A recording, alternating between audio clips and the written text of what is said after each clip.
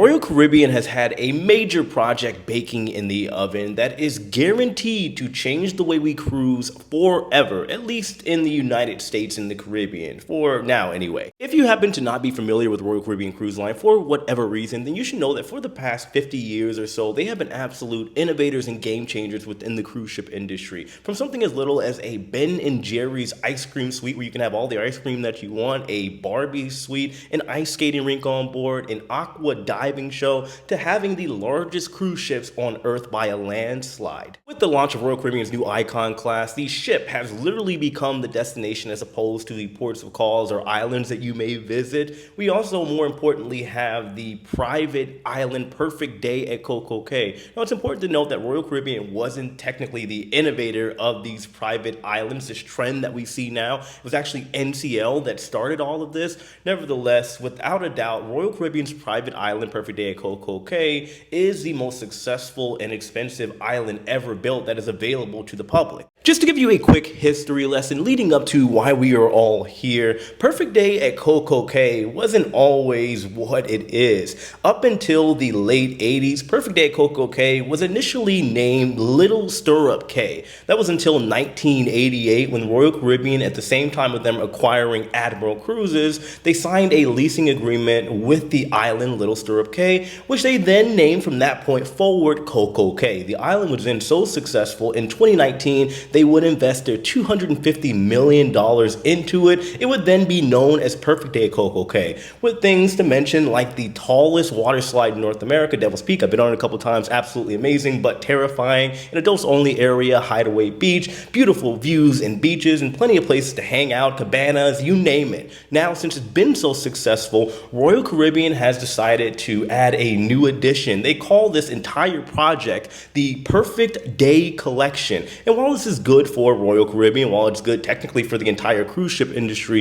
it has sparked some controversy, so we are going to talk about it. This year in 2024, Royal Caribbean has been busy. We've seen the launch of the world's largest cruise ship, Icon of the Seas. We've seen the launch of Utopia of the Seas, the world's second largest cruise ship. We've seen a deal get solidified between Royal Caribbean and the Hard Rock Casino. A deal and partnership gets solidified with arguably the most famous athlete on Earth, Messi. There's also been confirmed announcements of pay-to-enter beach clubs being built in both Cozumel, Mexico, as well as Nassau, Bahamas. And now, as of the past couple days, Royal Caribbean has leaked out the announcement of a brand new private area known as Perfect Day Mexico in Costa Maya, Mexico. Now, while Perfect Day Mexico doesn't open until roughly sometime in 2027, here's what we know so far. Royal Caribbean has signed an agreement to basically buy out the entire port, with some exceptions, which I will explain later, like other cruise ships with other lines allowed to be able to dock and enjoy the port.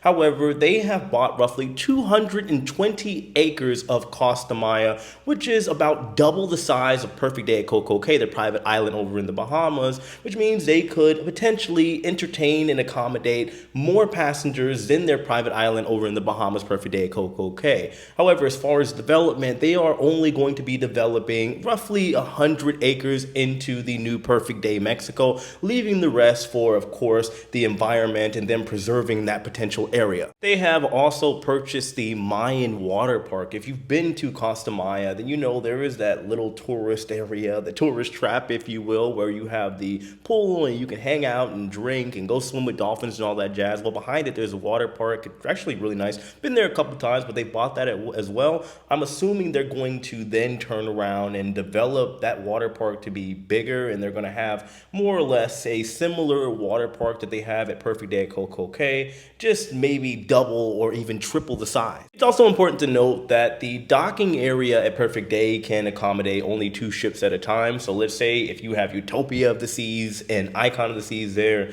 that is it. Meanwhile, over in Costa Maya, they can accommodate 4 cruise ships. So theoretically, there could be potentially 4 mega ships easily fitting into that dock. Now, it also has to be understood that with this agreement that is in place right now between Royal Caribbean and the port of Costa Maya, by the way, Costa Maya, in case you didn't know, it was specifically and directly built for a cruise ship to have someplace else to go that is not too far from Cozumel, Mexico. There will be other cruise lines and other ships that are allowed to dock over in these areas outside of Royal Caribbean cruise ships. Now, I do imagine once Perfect Day Mexico does open in 2027, not much is technically going to change when it comes to the general port area. They're probably going to have some type of golf carts or chariots that pick the royal passengers up and take them over to Perfect Day Mexico. There will also be chariots like you see now from the locals that will take you from that long walk over to the general area.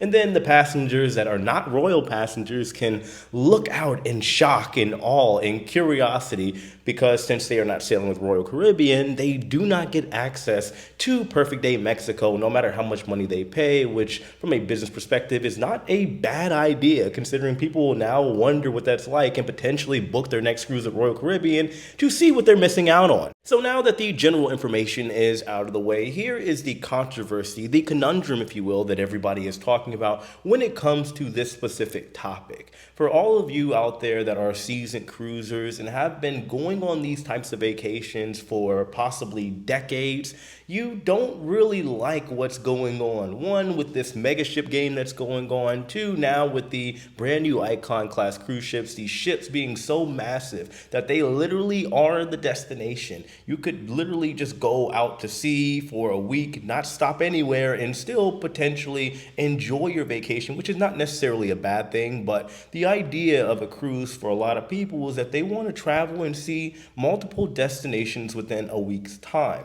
Now with this new concept, which if it is successful, which I seriously do believe it will be, you will start to see other cruise lines. We already are seeing now with Carnival Cruise Line, Celebration Key. We have MSC, their Ocean Cay area. A lot of people do love because it doesn't have all the bells and whistles. It is a very simple island. However, I would imagine even MSC and other lines will start to add on. Maybe it will become a private island theme park hybrid like you're seeing with Royal Caribbean. And many believe that when you come to your Cozumel and your Nassau, Bahamas, people aren't going to be immersed in the culture technically. Instead, they will go to these beach clubs and private areas and not even be able to engage and give people money that live in these local areas supporting the community. I do personally believe people are going to be split on this, about 50-50, but let me know in the comment section, what do you care about when it comes to cruising? Do you want to be immersed in other cultures and see other destinations, or do you just want to have fun, even if that means, let's say for Royal Caribbean, only going to their private destinations and islands?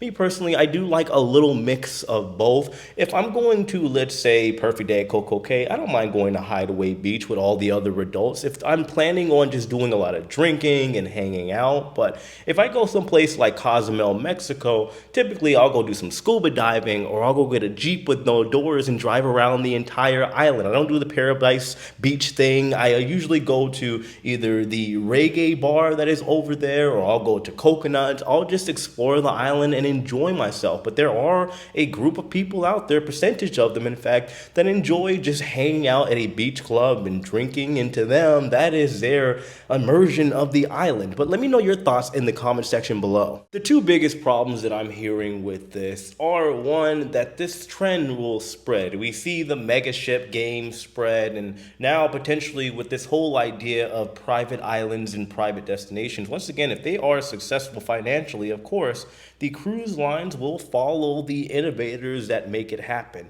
Who knows? We could see a Perfect Day Juno. Once again, this is part of a collection now, the Perfect Day collection by Royal Caribbean. Other lines will follow suit. The potential second issue that we might see is that if people actually want to be immersed in the culture and go to a place that isn't a Perfect Day type of deal in Cozumel or in Costa Maya or something of that nature, you are going to pay even more of a premium to do something, let's say the ABC Islands, you're want to go to Aruba, Bonaire, Curacao, you're going to go to Bermuda, any of these places, it's going to cost you a lot more if you were sailing out of the United States, going to the Caribbean, because most of the ships within Royal Caribbean's fleet, and if this spreads, the other cruise lines fleet will be going to, you guessed it, the destinations in which their private islands and beach clubs are at. That last one was possibly my tinfoil hat theory, but maybe it's plausible. Let me know your thoughts in the comment section below. That is what I have for this video. Of course, hit that like button if you haven't already, subscribe if you haven't already, and as usual, I love and appreciate every single one of you. I'll see you later. Take it easy.